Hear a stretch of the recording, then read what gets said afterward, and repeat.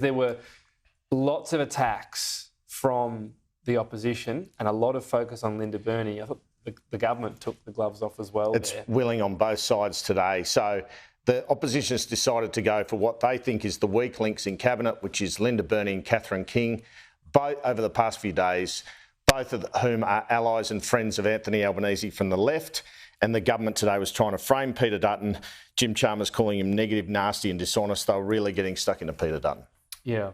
So a lot of this riffed off comments from Marsha Langton. Initial comments, or perhaps a bit more nuanced, these were made in WA, where the criticism was of the No campaign specifically, but it seems a bit broader than that. Take us through what we've learnt today. So these Marsha Langton comments are far from ideal for the Yes camp involved in the Voice campaign. They feed into the theme, which is so hurting the prospects of this referendum, that male voters in particular feel like they're being lectured about their views. These were the words that kicked it all off yesterday, what Marsha Langton said in Bunbury, calling the No campaigners in the Voice referendum, the campaigners, racist or stupid. Every time the No case raises one of their arguments, if you start pulling it apart, you get down to base racism. I'm sorry to say it, but that's where it lands. Or just sheer stupidity. But Sky News revealed this morning other times Marsha Langton has called people racist. In July, she called 20% of No voters racist. The surge of racist nonsense is confined to a minority of Australians. Ordinary Australians are thinking, yes, of course I'm voting for the Voice, and that would be, say 48, 49%. Then there's the hard no voters, and I'm hoping that they're about 20%, and they're the ones who are spewing the racism. Both Conservative leaders, the Liberal Party opposition leader Peter Dutton and the National Party leader David Littleproud, have committed their parties to advocating a hard no case for the question. Moreover, their arguments are specious and increasingly absurd, appealing to their racist base with claims that the proposal will racially divide the nation. And in 2020, Marsha Langton was even calling police and social workers racist. Families have been broken apart by social workers who are, by and large, white and racist. We need a radical culture change to stop the police from criminalising more and more people simply because the police are racist, because they get brownie points for rounding people up. Perhaps unsurprisingly, the opposition leapt on these videos in question time. The video has emerged of a member of the Minister's Referendum Working Group, Professor Marsha Langton, stating that social workers are, quote, by and large white and racist, and, quote, police are racist and, quote, get brownie points for rounding people up. Does the Minister believe Professor Langton's comments accord with her request for Australians to act respectfully, and will the Minister condemn Professor Langton's comments? There is no room for racism in Australia. It is something that should not be used for political purposes. It is something that we should all agree is harmful and unacceptable. An opposition leader with an ounce of decency would distance himself from a strategy based on disinformation and deceit. He would call it out. Herbert is warned. Not this opposition leader. No claim is too outlandish. No claim is too sinister. No claim is too absurd for this opposition leader. He'll say anything. He'll do anything to spread confusion and divide our country. The Leader of the Opposition has not distanced himself from that misinformation. He has embraced it. He has embraced it. In this campaign of misinformation and mistruths, the opposition leader is the chief propagandist. He has seen this from the very beginning, not as a chance for unity, but as an excuse to practice the usual nasty and negative and angry and dishonest and divisive politics. One of the consequences of the Leader of the Opposition's policy for 2 referendums, not 1, is that this will drag out for as long as possible so the Leader of the Opposition can drip more poison into the well. The House needs to absolutely insist that the Treasurer withdraw that disgraceful slur. Well, Nationals leader David Littleproud was even kicked out by the Speaker of Question Time. Deputy Liberal leader Susan Lee even tweeted about this Sky News story this afternoon. And as I reported this morning, Liberal Party focus groups have shown that the no message is working the best is that the referendum is divisive. That's why they keep saying it's divisive. That's coming up in the focus group. So playing on that theme, as Lee wrote, the PM has split the nation. This division is on him and has been caused by him. Social workers and police deserve praise, not insults. Hard no, whatever that means.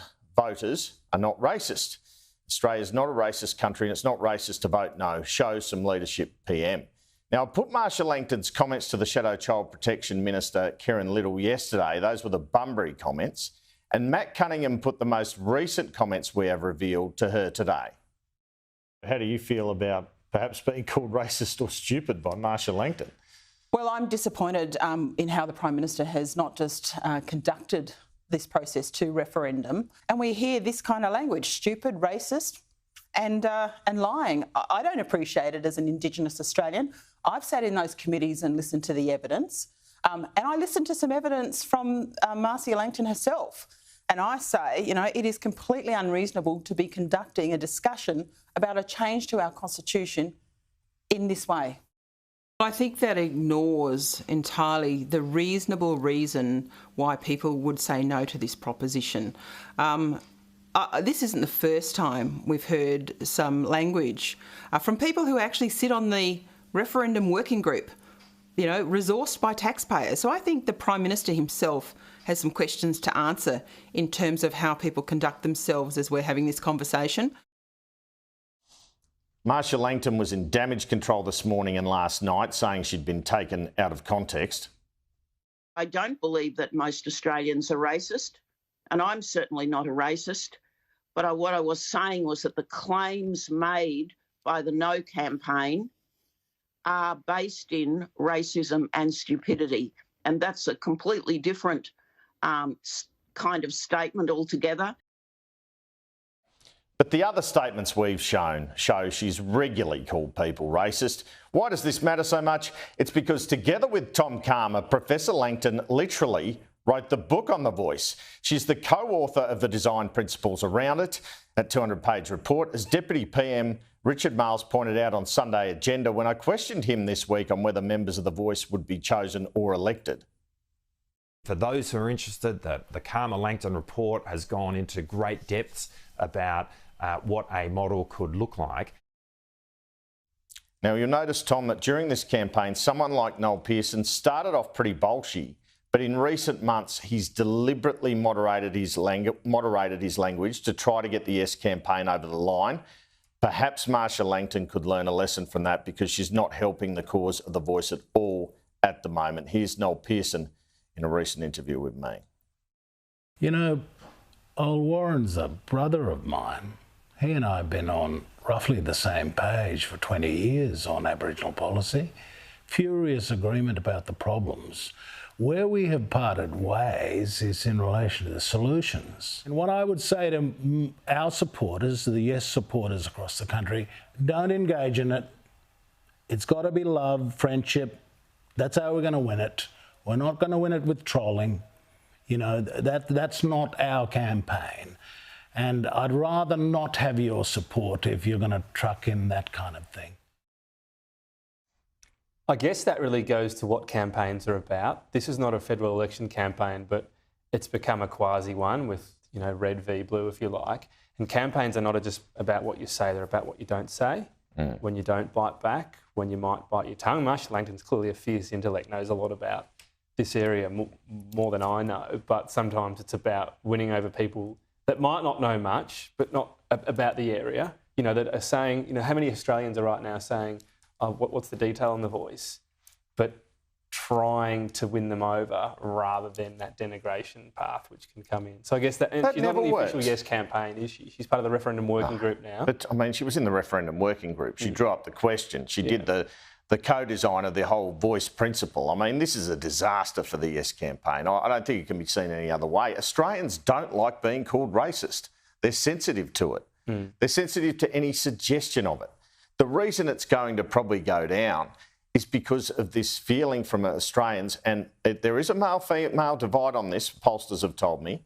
Men are not for it, and they feel like there's a paternalistic attitude involved, ironically perhaps, from the Prime Minister telling them we need to vote for this or, you know, basically you're racist. She's just gone in there and blown up the whole show, I think, Tom, to be quite frank with you. I mean, this is bad. I mean, the only way this could be worse is if it was in the last week of the campaign. Fortunately for the Yes campaign, it's kind of in the first week.